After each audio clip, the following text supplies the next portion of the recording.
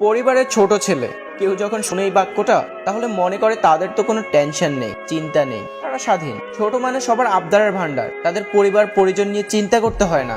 তারা একান্তই ঘুরে বেড়াবে, মেয়েদের পিছনে সময় ব্যয় করবে, সময় অসময় বাবা ভাই তাদের কাছে আবদার নিয়ে যাবে, কখনো R15, কখনো আবার আইফোন।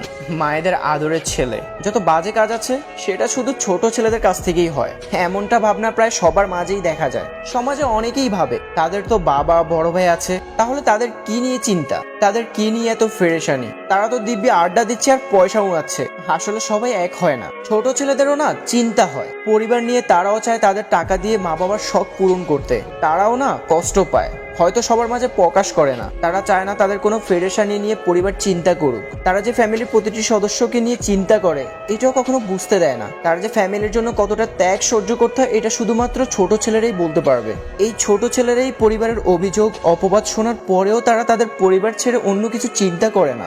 একটা সময় তাদের আশার আলো আশ্রয়স্থল এই ছোট ছেলেরাই হয়। পরিবারের কখনো কিছু হলে তারা কখনো তাদের জীবনের মায়া করে না। কিছু পরিবারের ছোট সন্তান আছে যারা তাদের মা বাবার কাছে হীরার টুকরা, মা বাবার রত্ন, একমাত্র আদরের সন্তান।